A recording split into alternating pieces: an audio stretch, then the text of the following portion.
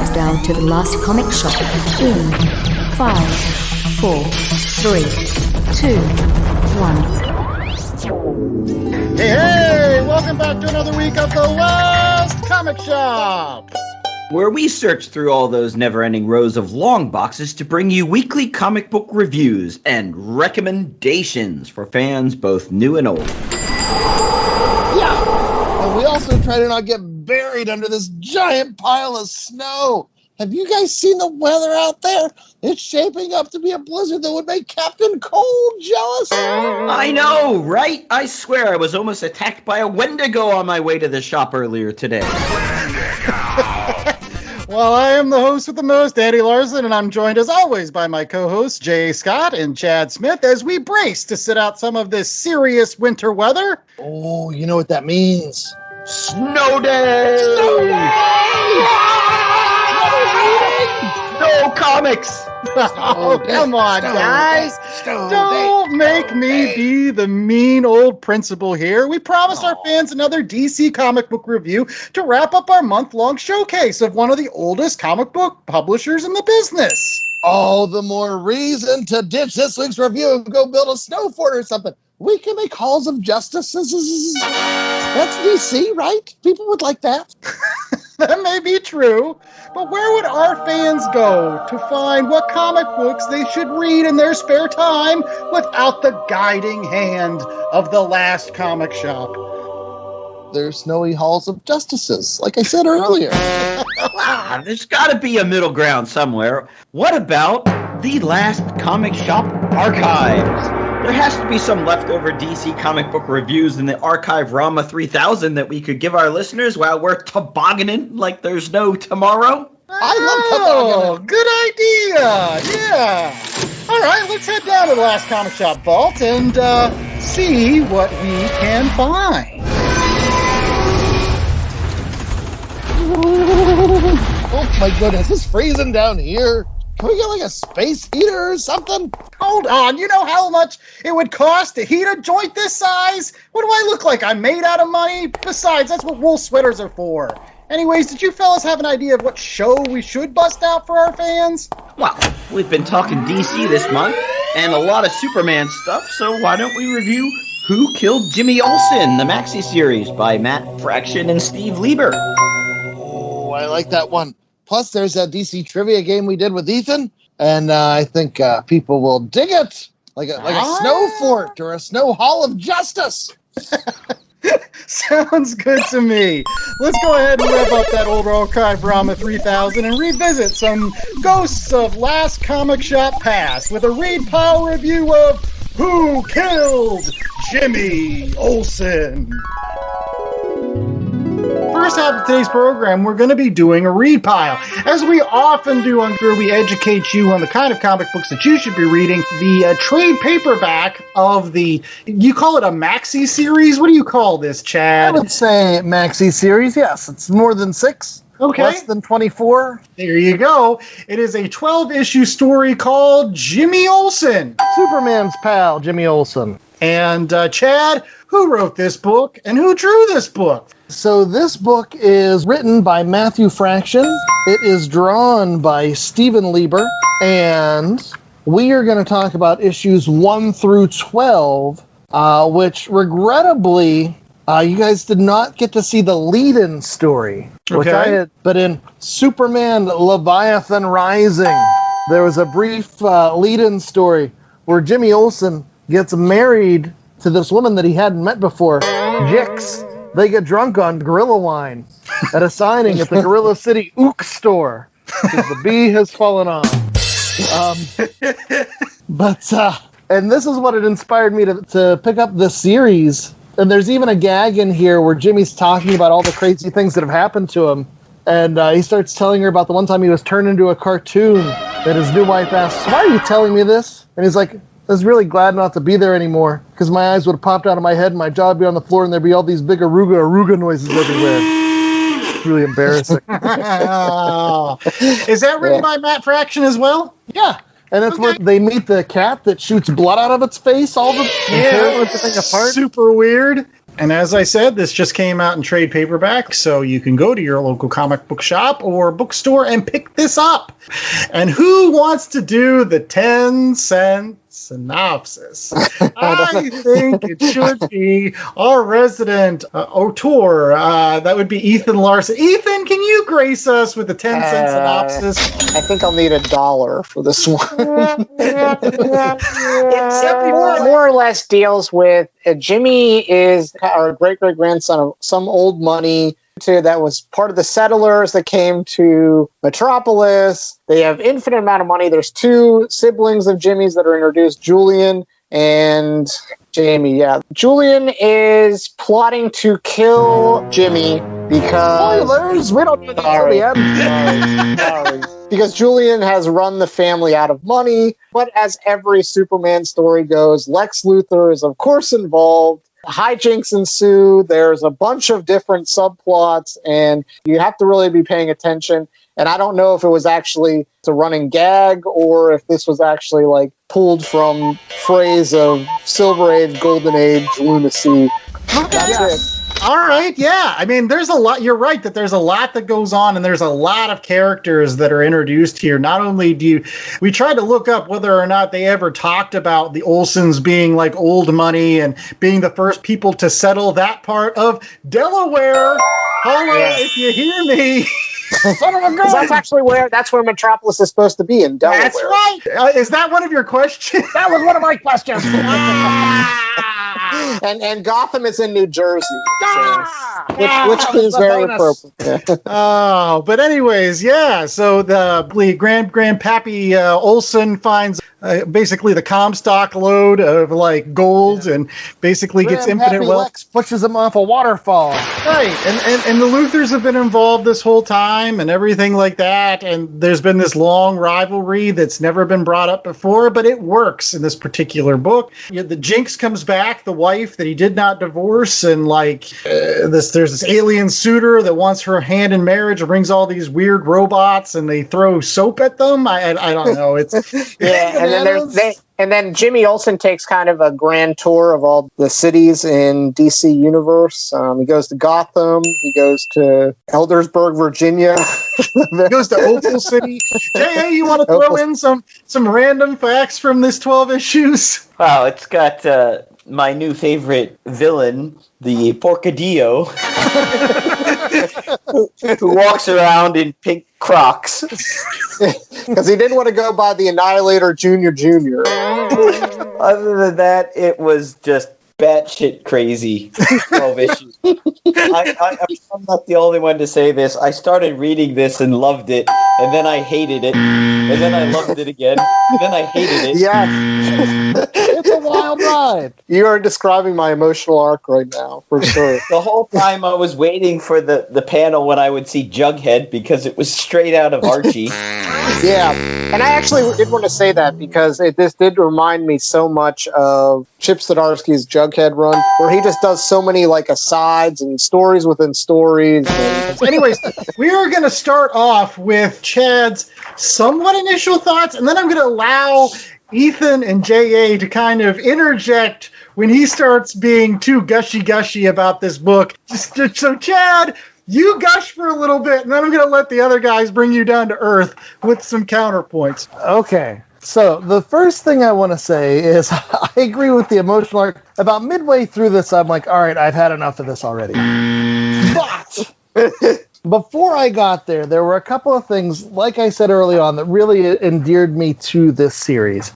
And the first is it's some of the setup stuff where in the first couple issues, we learn that Jimmy Olsen has been doing like YouTube-style videos.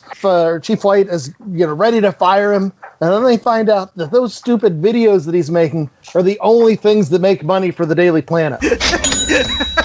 And so instead of firing him, they send him off on all these other crazy adventures. And I thought that was hilarious. And like at one point he interviews Superman, and like you get to see Superman as a real person.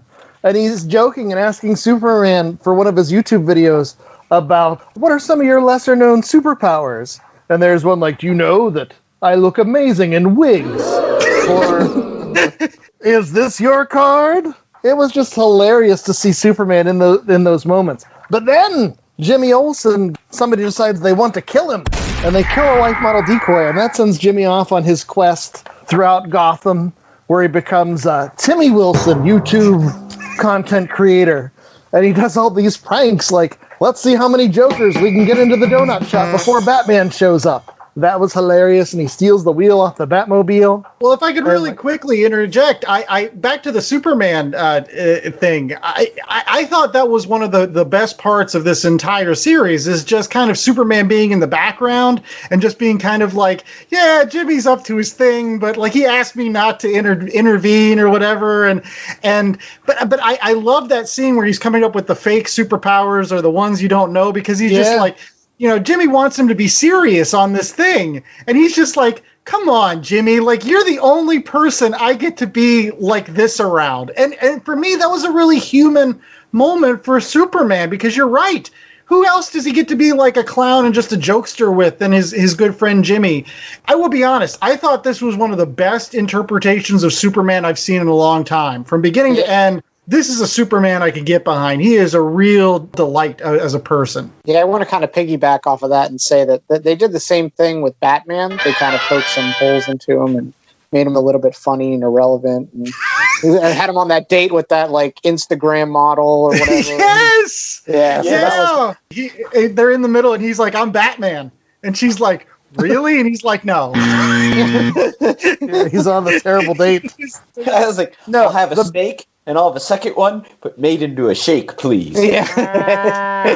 The best scene is Batman with Alfred. And he's like, Alfred, have you been paying people to laugh at my jokes? And Alfred's like, yes, sir. How did you know? And he's like, because I'm an amazing detective. You can just tell he's crying inside that mask. And then he pulls out the Steve Martin arrow through the head and puts it on. Yeah. And then he gets into a prank war with Jimmy Olsen. Good stuff. Anyways, Chad, go on. Gush a little bit more. So there were so many, like, gags that I just thought were hilarious. When they cut to Gorilla CNN and it's just a gorilla on TV and the caption is all, ooh, ooh, ooh, ooh, ooh, ooh, ooh. I love that shit. And when Jimmy Olsen is killed and his brother reads the headline in the newspaper the next day and it's the reign of the subpar men. And there's Cyborg Jimmy Olsen and Steel Jimmy Olsen and a teenage Jimmy Olsen and then Jimmy Olsen with sunglasses. I mean, I got that, but then I didn't get that at all. Like, I don't know why there was 4 random Jimmy Olsens and then why they appeared. It was a play on the reign of Superman. Like, all that stuff was hilarious. And then, like I said, there was a certain point where I just got sick of it. I'm tired of this shit. This is an opportunity for JA to jump in and say, when did you get tired of this shit? Probably like issue 3 or issue 4 became a bit of a Sisyphean task for me. I felt I got tired of the fact that every issue was like 5 little mini stories, and 2 pages into the story it would suddenly switch, and then you've got a whole new splash page.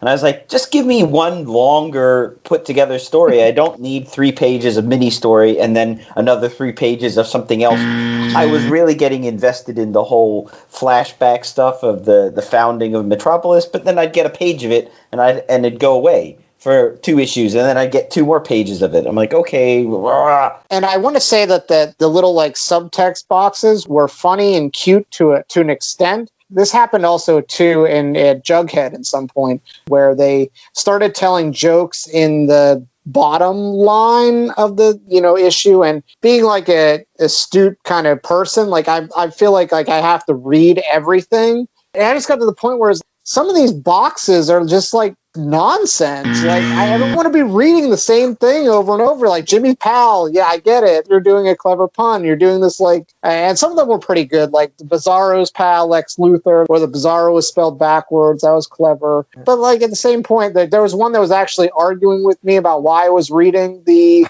little byline, like, you're an idiot for reading this. Like, yes. It was. I thought it was getting clever just to be clever, and at that point I got annoyed by it because it became a little too meta, too non sequitur. Like, it was just all over the map with like, we're just telling jokes just to tell jokes at this point and not really doing the story very much. Yeah, Yes. I would say that I agree with that. Yeah. My initial thought of this is just simply there was a lot going on. Like there's a lot in these 12 issues. I think this is a book that I should have read one issue at a time as it was released monthly, because sitting down to read 12 issues of this all at once, again, it became like a little bit of joke overkill. Like I'm just like, okay, yeah, I get it. Like I'm at the comedy show. To go back on your point too, like I think that if this was like part of your read pile and you had all this other serious stuff that you had a subscription to, and then you have this as like kind of your palate cleanser, I think that works, and I think it probably works better if it's like,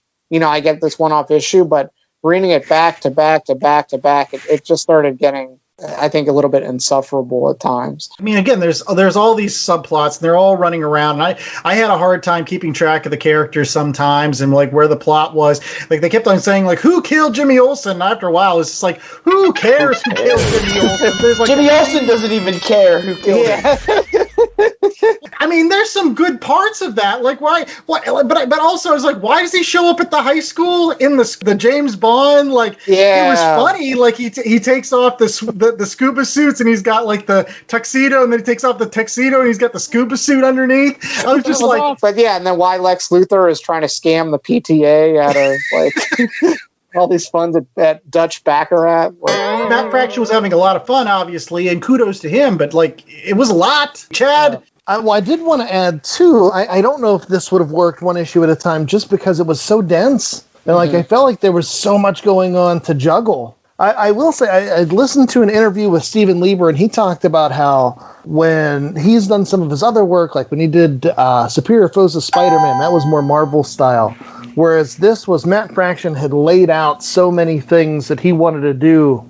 Lieber was just following along with what Fraction had wanted. And I agree, it gets insufferable at a point. But then, by the time it hits issue 9 and rounds the bend towards the end, I really started to love it again. And like all these payoffs started to happen. You get Jimmy Olsen, and they're surrounded by the Kevins, and they're just looking to throw off of the roof things that will make them slip and fall. It was like Ugnaughts or something, or not Ugnaughts, like from Star Wars. Yeah, you're right though. I mean, by the end, I think my favorite issue actually was the last issue. Like, you know why? Because issue 12 didn't have any of that crap that was in the other 11 issues. Yeah. Issue 12 was a standard issue. There's none of those splash pages. There's none of those 3-page, 2-page different storylines. It's a single storyline. It runs through the entire issue. It's like a regular comic book. I didn't mind jumping around if it serves the story, but I felt that it was done less to serve the story and more as an artifice. Yeah. It's almost like Family Guy. If those episodes that are like too many cutaways are annoying after a while. Okay. See, I could see that, but then like the Jimmy and Drag issue was great. Like I loved him doing the mafia stuff at the end, where like the only one who could help me, and then he takes off the wig. And he's like, so much of it was an homage to the crazy Silver Age stories, the Superman's pal Jimmy Olsen of the past. I do want to say, to somebody that, for like me, who hasn't really read a lot of DC, I just didn't know if these gags actually existed. Like the whole like Gotham City apartment, like that was really weird, and like that guy and can't leave the window open or the bats will come in. Yeah, this book, I hate it and I love it, and I love it. I love that like Gotham, it rains all the time in Gotham. Or when Superman brings Jimmy Olsen to the meeting with Batman, and he gets all pissed and he jumps off, and Superman's like, "Yeah, I'm sorry about it." Or when they make a brief appearance in Opal City and everyone's wearing like sweater vests, and he's like, "We're out of here." There are so many gags, and the word is unguents. I just found my word, unguents. When they're dipping out the whipped cream, they're like, "We're running out of unguents." You get to that issue 11, and there's the payoff for all that stuff. You have Jimmy Olsen wearing the Metamorpho suit. You see Metamorpho as the underpants, just his face is there. Like, that's really creepy and scary. But, like, they brought back the Jokers. They brought back the blood spray cat. The one janitor guy or the super is just swinging that blood spray cat around, knocking down Kevin. Like, That was great. And the subpar Jimmy Olsens are running through, and the guy who rips his arms off, and there are all these different references to all of this just crazy bananas crap. And then you get to one panel where the guy finally goes to meet Jimmy Olsen, the big red alien. He's like, come and face me, and he dismounts from his horse, and he's there, and he's talking to Jimmy Olsen. And the very next panel down, you see somebody punching his horse. Like, that was great. There's so many stupid things in here. Like Jay said earlier, I hate it and I love it. I hate it and I love it. I hate it and I love it. I don't know where to fall in the end. Well, let's get some grades here for Jimmy Olsen. I know this is going to be a tough one to grade, folks, but we got to grade it. And we'll start off with Ethan. I think we got to say it. If we hate it, it's an F. If we love it, it's an A. It's a C. All right, so it's a C, like overall. Yeah. Like it's just. But I will say it is worth your time. Well, I don't know. I'm going back on this now. I don't know if it was worth my time or not. Is the payoff worth it? I don't know either. Okay. Real quickly, best part about the book, worst part about the book. You're like this guy that's the A, the F. Like, what was the best part? The best gags were probably the ones in Gotham, yeah. I loved Timmy Olsen. I loved all of his antics. And that was good stuff. He was such a douche. Yeah, such a douche. I did want to mention Vicky Vale's brief appearance on GNN. That was good stuff. And I like the whole subplot with the interstellar wife was just kind of weird for me. That was like almost too weird. Okay. All right, we'll go to JA next. JA? Yeah, it was kind of like one of those classes you took in college where you loved it when you were in the class, but then the second the class ended, next day you're like, do I need to go to class today? I'm just going to skip it. So you like end up skipping half the class and you end up getting probably a C because every time you were in class you're getting A's, but every time you're out of class you're getting F's for missing it. It was one of those things. It was just, I kind of agree with Ethan on this. Best part is I like that Superman was in the background, but he was always doing stuff that he didn't let Jimmy Olsen know. So you have that nice scene at the end of the last episode where he was like, what are friends for? But I knew you could handle it. Like there's that scene where Jimmy Olsen's been arrested and the guy's going to shiv him and Superman just shoots his heat ray and gets the guy to drop the shiv. Yeah, I like that too. And when he's sitting in jail and like everybody else is sitting to the far side of him. It's so Chad, you're next. This is a super tough one because there's so much in here, and like a lot of this is what I traditionally call 2% humor, where if you're part of the 2% of the population that recognizes the reference, like it's glorious to see that stuff. And so the times when I saw the things that I recognized, I was like, oh, that is awesome. And so I love Steven Lieber's art. I think he's great in terms of faces and acting and just the versatility of all the stuff that was in here. I love the gag per page ratio. I loved all the different takes on Jimmy's name, whether it was Jimmy or Timmy or Jimbley or Jiminy or like... He has 1,000 different names in here, 1,000 different roles. Like, there's so much of it that I enjoyed. But like I said, there's a point where it's like, all right, you're just being insufferable. Just shut the up. And I recognize you need to set all these things up for the big payoff. And, like, I loved the payoff. By the time we rounded the bend, I was with it from issue 10 on, like, smiling and ear to ear the entire time. There were so many gags, but I just wish that they could have tightened it up somehow. And I don't know the logistics. If it would have worked, if you would have cut out some of the stuff in the middle. So if I was just grading it on like the opening and the ending, it would be an A+. Because Steven Lieber's work is great and Matt Fraction's jokes are funny. But there's that middle part that drags it down. And so I'm going to say B+ at the end of the day. I don't regret reading it, and I feel like had I been a bigger Silver Age nut, I would have gotten more of those 2% references. So if you're somebody who's a long-term Jimmy Olsen fan, I think this is definitely worth your while. All right. Well, this is for my cousin J.A. I'm going to make a Mystery Science Theater 3000 analogy to this book. And I'm going to compare this book to another book that does a very similar thing in Next Wave. Next Wave! For me, Next Wave is like the Joel Hodgson era Mystery Science Theater, where the timing of the jokes is really, really good.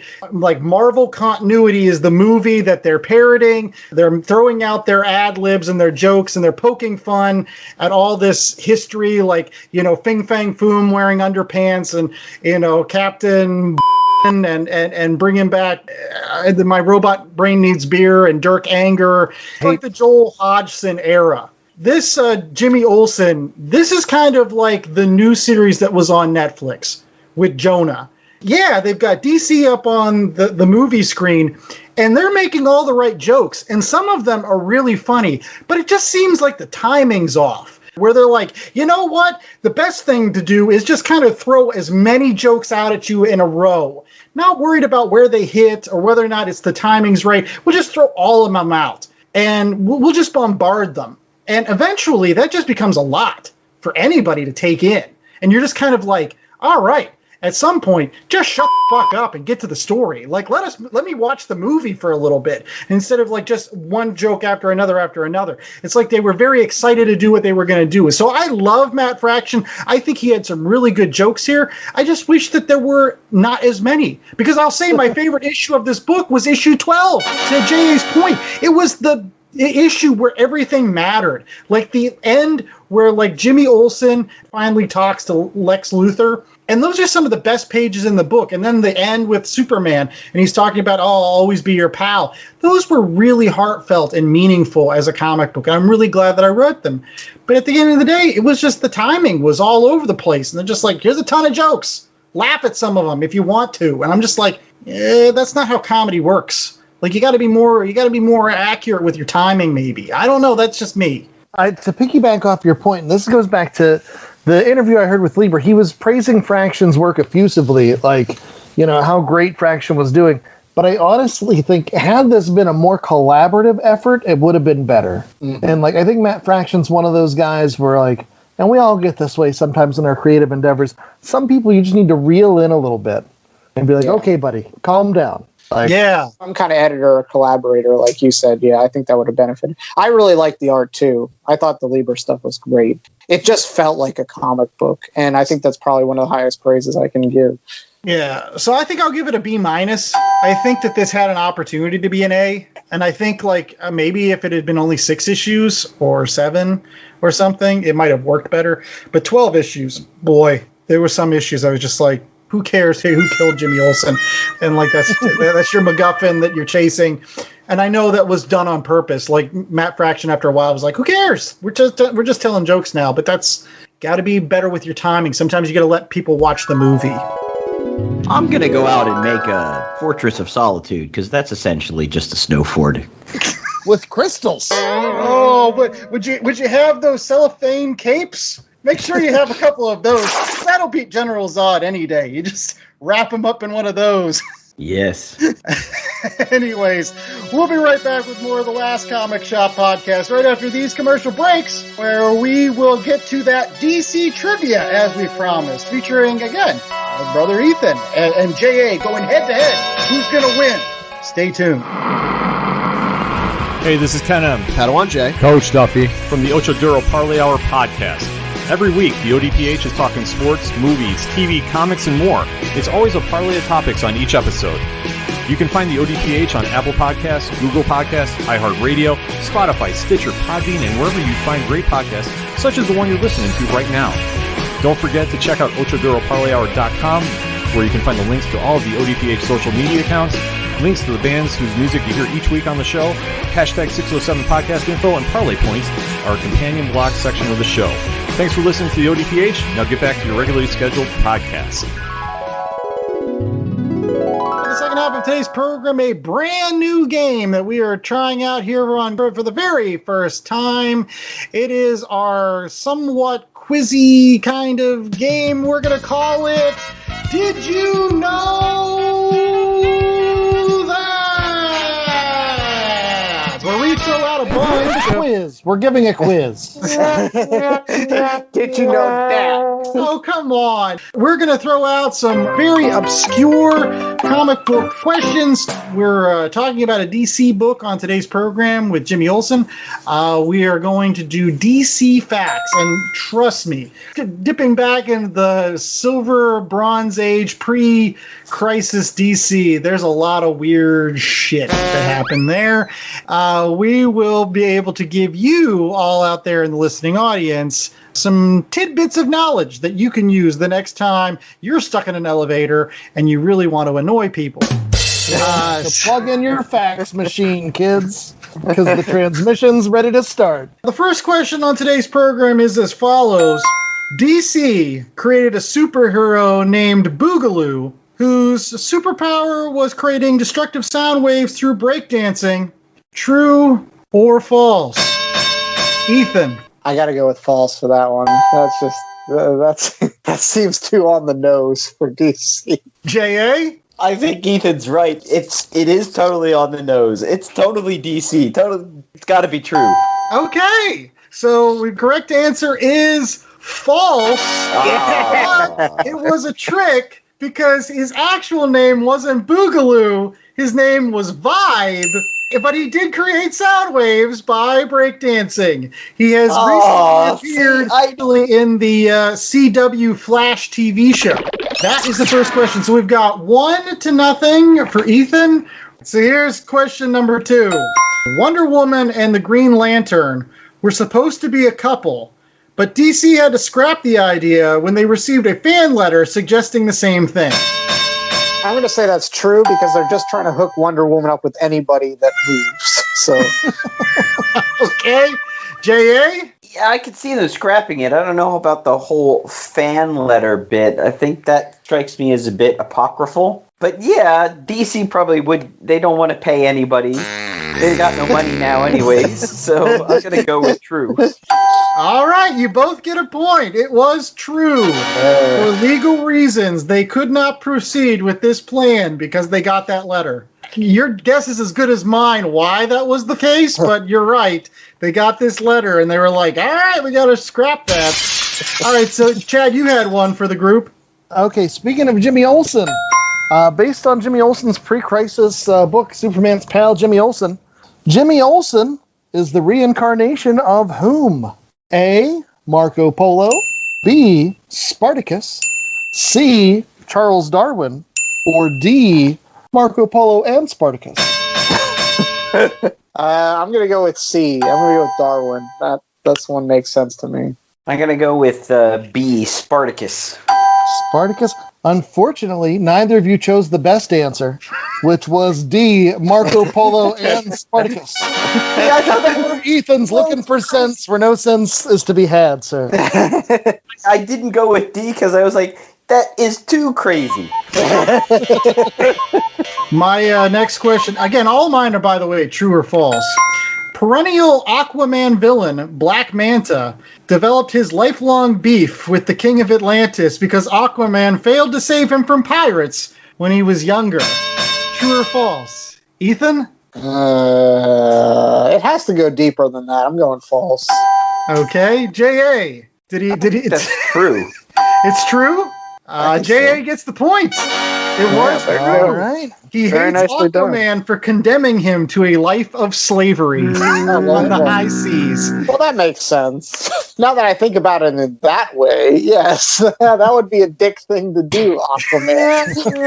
That would be enough. But I always just think of them so, like, cartoony and jovial that I can't take any pirates serious. But, like, pirates are legit. Like, slavery and raping and pillaging, that's all awful things that can happen from pirates. It is very true. And the weird thing is he became a pirate himself, so I don't understand.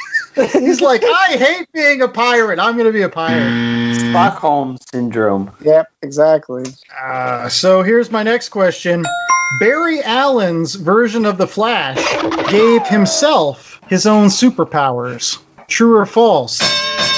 I honestly don't even know what this question means. True or false? This question's giving me a headache, so I'm just going to say false. That's all I got. Okay. Yeah. J.A. I think that's false too. The answer is true. In Crisis of Infinite Earths, in his climactic death scene, we see that Barry Allen eventually runs so fast that he becomes the lightning bolt that originally struck his former self, thus giving him his powers. Wow. This is what we call a bootstrap paradox. And I thought that was a super interesting fact about Barry Allen. The time travel shit gives me a headache, bro. For real. Chad, you are up. All right, I'm going to stick on the Jimmy Olsen tip. In his book, Jimmy Olsen was not which of these things? A human octopus. B, a wolfman. C, a genie. D, morbidly obese. Or E, Batman. Morbidly obese is what I'm going to go with, because I don't think they even knew what morbidly obese meant in the 1950s. I'm going to go with a genie. A genie. Unfortunately, you were all incorrect. Once again, Jimmy Olsen has stumped you, just like with his recent book we read. The answer was actually Batman. Wow. I would have not guessed the Batman. I would have thought they would have had an issue where he becomes Batman for a second. Yeah, I thought he definitely would have became Batman. All right, here's the next question. The Green Lantern Corps has a sentient dictionary as a member of its ranks. True or false? No, that's too weird to not be true. Okay. Yeah, that's gotta be true. Oh, you're both incorrect. It was false. But I will say it does have a sentient math equation called DKTZYRRR that was introduced in 1985. My next one. Batman has an insanely powerful set of armor for extremely dangerous situations called the Hellbat armor. True or false? Ethan?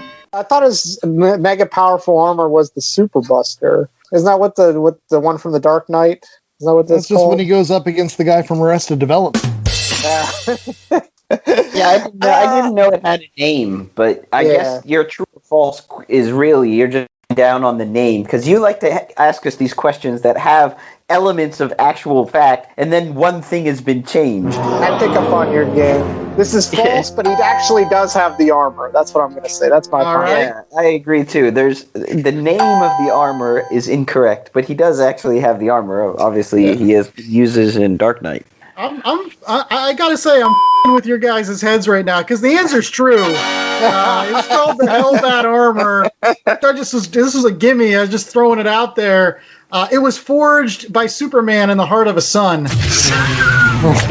Okay. That's the batshit crazy part. No pun intended. Yeah. What is the armor, though? The armor from Dark Knight. Isn't it called something? I don't think that one has a name. This is actually something different. I had never seen this armor before. It's all black, and it has like this red visor. Like, it looks all badass, but it's like legit armor. I don't know. It's the armor he uses when he punches Darkseid or something. Go ahead, Chad. You're up. Let's stick with Jimmy, because it's been working so well. True or false? We'll take a tip out of Andy's playbook here. Jimmy Olsen once shared an apartment with the devil. Well, that landlord was pretty much the devil, so I'm going to say true. Okay, J.A.? True, true. Okay, totally true for both. You are both correct. That is true. Unfortunately for the devil, he eats a dinner prepared by Jimmy Olsen with a dessert so decadent it just sends him right back to hell. I wonder if it was angel food cake. Oh. All right. Gotham City has always been the home of Batman, as being introduced in Detective Comics 27. True or false, Ethan? I have to say that's false. He had to go somewhere else. J.A.? Yeah, I'm going to go with false. Okay. You are both get a point for that one. It was false. Gotham City was not named until Batman number 4 in 1940. Prior to that, Batman was said to live in both New York and Metropolis, believe it or not. Next question. Bruce Wayne pays Clark Kent to work at the Daily Planet. True or false? You just went off the Jimmy Olsen book that we just read. I'm going to say that. All right, so this is prior to the Jimmy Olsen book. Okay, so actually Bruce Wayne owns the Daily Planet. I'm still going to say it's false, because I think somebody else had to own the Daily Planet other than Bruce Wayne. That's just too convenient. J.A.? True. All right. So J.A. says it's true. It is true. As part owner, Bruce Wayne does pay Clark a salary. So in essence, he is his boss. Wayne owns everything, so... He's the only person that bought Apple on day one. All right. Wait. Can we hear a side conversation? What the hell does Wayne Enterprises actually make? What is their main export? I think it's just all war things. They are like what, private military? I mean, wasn't Thomas Wayne a doctor? Shouldn't they be like a pharmaceutical company? Drugs, weapons, money, whatever. They're making it all. Lawyers, guns, and money. So What is LexCorp ever assigned a role? Their main export is evil. Evil scientists. And baldness. So it's Amazon. This from Wikipedia. The Wayne family founded it in the 17th century as a merchant house. Alan Wayne, who was Bruce Wayne's great-great-grandfather, erected Wayne Shipping, Wayne Chemical, and Wayne Manufacturing. And that's during the Industrial Revolution. Wow. So they diversified. That's right. So wait a second. So they're FedEx, they're AstraZeneca, and what was the other one? So there's a massive list of known of branches. These are the divisions of the company. Wayne Aerospace, Wayne Airlines, Wayne Automotive, Wayne Aviation, Wayne Biotech, Wayne Botanical, Wayne Chemicals, Wayne Construction, Wayne Electric, Wayne Electronics, Wayne Energy, Wayne Entertainment, which is the parent company of the Daily Planet, Wayne Foods, Wayne Healthcare, Wayne Industries, Wayne Manufacturing, Wayne Medical, Wayne Mining, Wayne Oil, Wayne Pharmaceuticals, Wayne Records, Wayne Research Institute, Wayne Retail, Wayne Securities, Wayne Shipping, Wayne Stage, Wayne Steel, Wayne Studio, Wayne Technologies, Wayne Television, Wayne Weapons, and Wayne Yards. Are you done? I'm You're done. giving stuff during a quiz. That's cheating. Wayne Yard. Hey, you know what? Why wasn't there Wayne Brewing? Maybe that's a subsidiary under Wayne Entertainment or Wayne Stage. That can go to hell. They do Cirque du Soleil. Cirque du Soleil. They gave Lin-Manuel Miranda his big break. Wayne Stage. Chad, you're up. Okay, we'll stay in Gotham here. Which friendly character in the Bat Universe was at one point the Outsider? Complete with pasty white skin with circular markings, superhuman powers including telekinesis, his or her own grasshopper gang, and a hearty desire to kill Batman and Robin. Is it A, Commissioner Gordon, B, Harvey Bullock, C, Alfred Pennyworth, or D, Barbara Gordon? Alfred Pennyworth. I'm going to go with that because that's the most batshit crazy one of the four. Yeah, that's what every time I would think about the other ones, I'd be like, no, it has to be Alfred. So I'm going to go Steve too. And you're both correct. This is actually what they brought Alfred back from the dead. Circa the 1960s TV show, they had actually killed Alfred off, who had been a portly gentleman with no mustache prior to the Batman TV show, but they wanted a slender Alfred with mustache.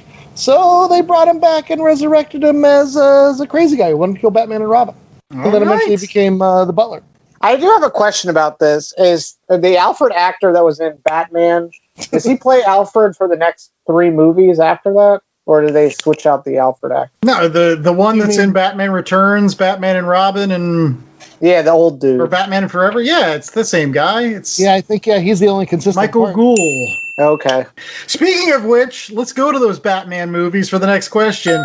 In the planned sequel to the 1997 Batman and Robin movie, it would have seen Tom Petty cast as the evil mastermind manipulator, the Mad Hatter. True or false, Ethan? I'm going to say that's true, because I think I read that somewhere. Yeah, J.A.? Oh, totally true. What's the Last Dance with Mary Jane, right? Yeah, he's basically the same the video. It is false. It is false. And it was Don't Come Around Here No More. That is the video in which he plays the Mad Hatter. As an interesting side fact, it would have seen Howard Stern cast as the role of the Scarecrow had that movie been made. That's some interesting stuff. All right. Here's the next question.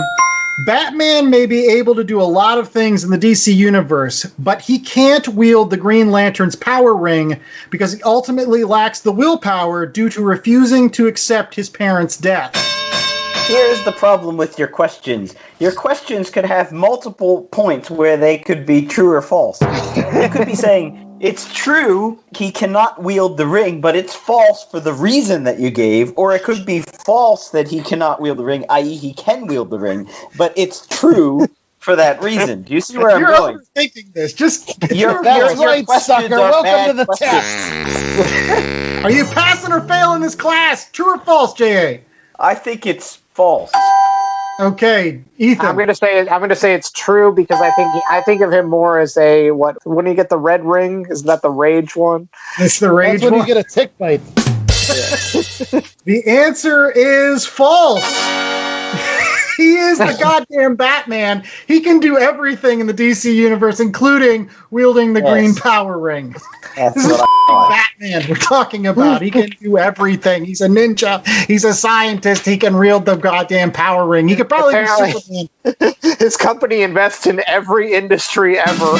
He needs the green ring because then that's where he does all the special effects for Wayne's stage. Yeah. We need a donkey for this. Okay.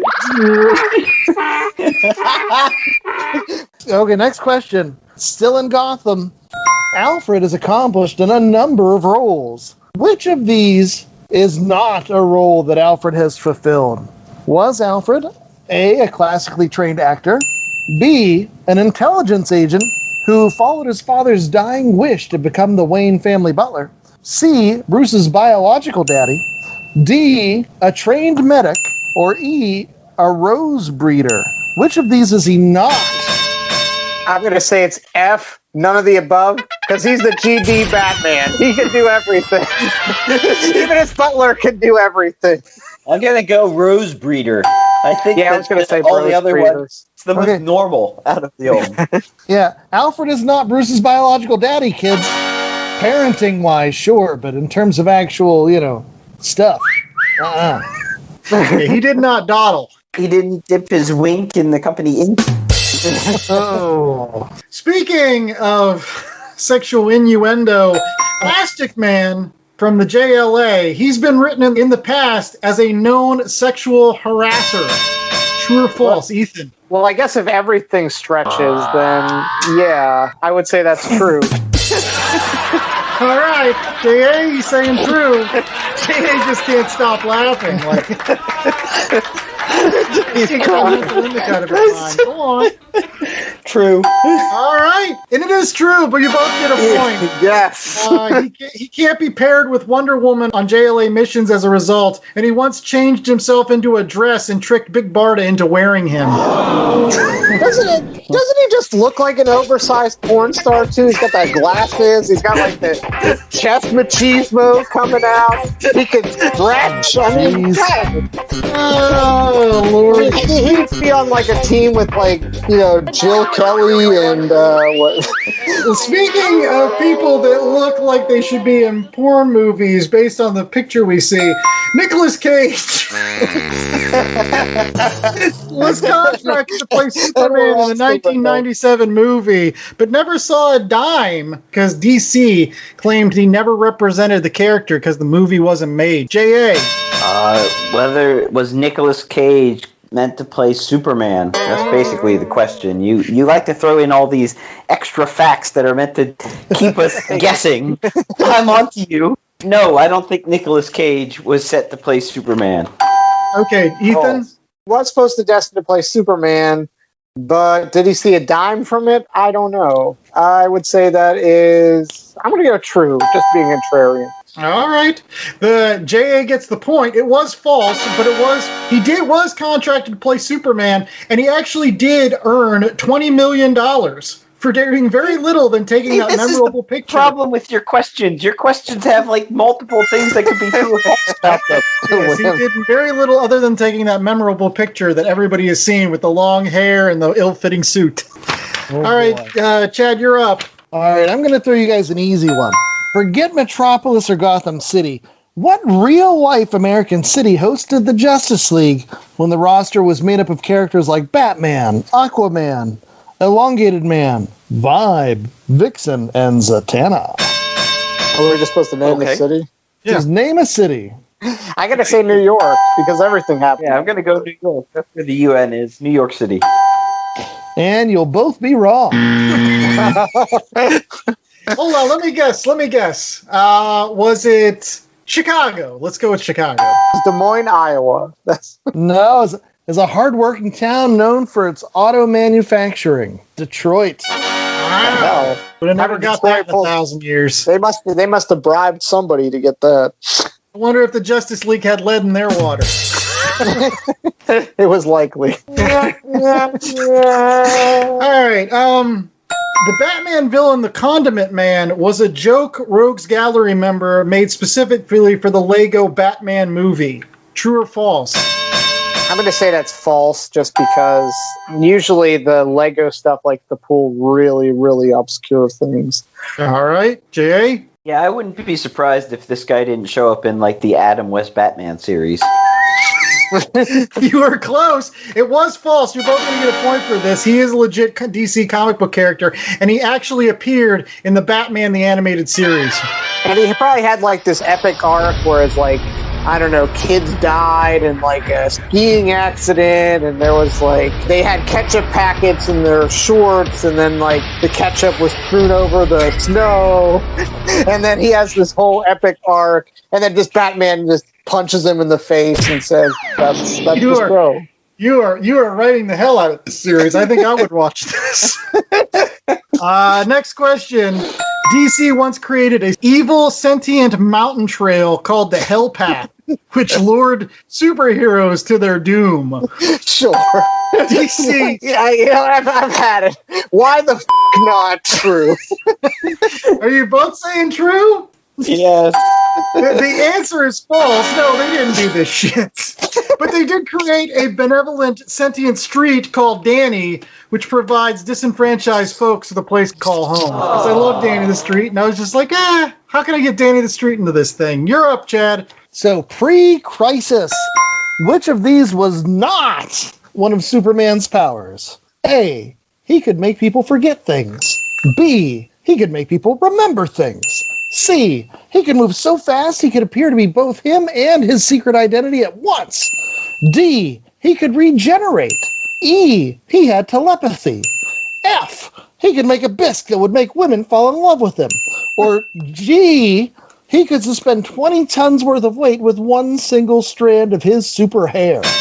It was not one of his powers. Not one of his powers. Oh, sorry. Remember, Yes. I think it's the remember things. He could make. No, actually, that actually makes sense too. They all make sense. I'm saying that bisque thing. If I get a vote, it's all about the bisque. It's not about the bisque. It's not about the bisque. I mentioned the bisque. Can you just say bisque a couple more times? I'm gonna go with regenerate. Yeah, I was going to say the regenerate one just sounds like the most unreasonable. Unfortunately, that's not the answer. Superman could regenerate, but what he couldn't do was make a bisque that would make women fall in love. That's impossible.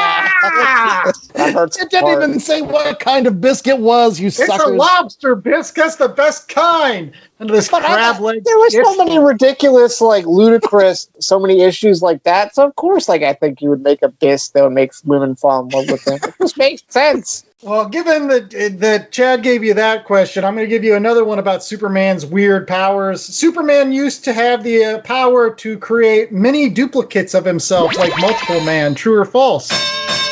There you go. I got to think about this one. You just heard all these weird. This should have been like a no-brainer. You just heard that everything was weird under the sun. You know, when Doomsday killed Superman, there are all those other Superman, so there is a bit of. I think it's true. Don't overthink this. Give yourself a point. Yeah, give me the true. Sure. It is true. He had the ability to shoot a miniature version of himself out of his hand. The comic in question saw Superman lose most of his powers, but luckily there was no problem he couldn't encounter because he could shoot out this mini Superman. And at the end, Mini Soup sacrificed himself to give back his big twin his normal powers. So we had a Danny DeVito Superman? I don't know, a 3 3/4 action figure size Superman that he shot out of his hand. Weird Serious issue. question, though. Is that so that he could go to Kandor? Because wasn't Kandor like that size? You should have wrote Silver Age DC. I think you would have fit in just fine. Just call you Gardner Fox here. By the way, you brought up Gardner Fox. One thing I learned doing the research for this was Gardner Fox apparently thought that if your mouth was numb, that you were invincible. So he went to the dentist and then took a bullet in the chest and died. Yeah, there was a story where the Riddler gave Batman Novocaine and they just kept punching him, and Batman kept coming back because he was invincible and impervious to pain. Speaking of other Silver Age stuff, famous comic book artist Carmen Infantino was responsible for the visual looks of many of DC's most iconic characters, including the Silver Age Flash, Elongated Man, and Silver Age Green Lantern. True or false? I'm going to say true. J.A., true or false? False, just to counter Ethan. J.A.'s going to get the Probably points. true. Yeah, there you Just out of spite, the Green Lantern's look was developed by Gil Kane, not Carmen Infantino. Oh, he was that little that little nugget. You were right, J.A. There it was. Bonus question, and this is for anybody. Do you know who Kane modeled the Green Lantern after? Oh, I know Al this. Jordan was modeled after his neighbor, who was whom, Andy? It was Paul Newman. Well, Paul Newman's a handsome fellow, so... And he's got all that salad dressing. Yes. Let's get Chad. I have like And 4 just or by the way, 5. there is no chance that I can win at this point. J.A. is whooping my ass. That's He's that's up the by score. 5. That's All the right. official score. How many questions do you need to win, Ethan? If you doubled them, I don't know. Bonus One last round. question from each All right. of us. Lois Lane once sold her soul to the devil for a story. true. Yeah, it's true. Yeah, that's got to be true. False. She thought she did, but it turns out it was just another alien who was trying to marry her. Of course. Here's my last questions on today's program. When Jack Kirby made the jump from Marvel to DC Comics in 1970, he was forced to do the Superman's pal Jimmy Olsen comic out of contractual obligation to do a book starring one of DC's big two. So And Jack that's- Kirby did do the book Superman's pal Jimmy Olsen in addition to his Fourth World stuff. I'm going to say that's false just because I think that he was just having some fun with the character. Yeah, okay. I think that's true. I bet that when they brought him over, they put into the contract, we need some Kirby drawings on Superman or Batman. So I'm going to go true with that. All right. Ethan's going to get a point for this and catch up a little bit. It was false. He did the book because it was without a creative team, and he didn't want to cost anybody their job. So again, it's Jack Kirby just being a nice guy. It's their lowest selling title. So yeah. And the winner of the game and a come from behind victory, it's Ethan Larson.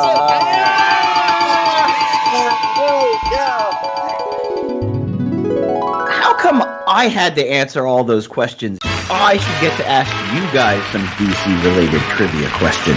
All right. Well, I've got some hot cocoa here. I'm ready for your questions. Bring it on. Which DC comic character did Stan Lee say was his favorite?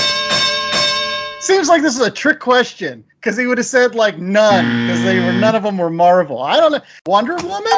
Batman? No, it is Lobo. What? Really? What? Really? With arm penis? Like that was Stan Lee's guy? Like, come on. Bastiches or Bastiches. This one's right up Chad's alley. What is the spiciest food in the DC universe? some sort of kryptonite. Kryptonite pepper. It is Green Arrow's chili. Ah, Chad does make some good chili. Yeah, the last question. Who founded DC Comics? I founded them every week on the spinner racks. Right next to the Marvel one. Was it that Mort guy? Mort Weisinger? Mort Weisinger. No, it's pre-Mort. Yeah, I don't know. Who was it? Malcolm Wheeler Nicholson. Like I said, Malcolm Wheeler Nicholson. Exactly. So I'm glad I could stump you with some ridiculously stupid questions. Well, they were ridiculously hard. I don't think they were fair. Good job. Bravo, sir. Bravo. Well, hopefully you enjoyed our DC month the last couple of weeks. We will be back with more Last Comic Shop next week with a non-DC related book. We're going to be doing 1984, the comic book adaptation of that famous literary classic with Fido Nesty art. So stay tuned for that if you like. Sounds literary in nature. And depressing as hell. So just in time for the winter. In any case, you can make sure that you don't miss next week's show by rate, reviewing, and subscribing to The Last Comic Shop by going out to www.lastcomicshoppodcast.com, a terrific place where you can find all of those podcasters that we basically snowball every single week with our podcast. Yeah. Merch, website, Last Comic Shop. Let's go play in the snow. See you later. Come on, you gotta at least do the merch. Well, J.A., can they get any anoraks out on our website? Parkas, don't you know? Oh, yeah. We need some parkas for the snow. Sounds like 3 different accents. I know. I'm all over the place. And even though we are the Last Comic Shop podcast, we don't want to actually be the Last Comic Shop. So go to the Comic Shop Locator, www.comicshoplocator.com. Find a place near you where you might be able to find Who Killed Jimmy Olsen? Or any of the number of other DC books we've been talking about recently. Now, can we go play in the snow? Of course we can. I'm the host with the most, Andy Larson, and I was joined by Jay Scott and Chad Smith, and we are going to go out and build some of those snow forts. So maybe we'll post pictures, who knows? We'll see. But make sure that you stay safe, stay warm, and remember, watch where those husks go and don't eat that yellow snow. Yeehaw!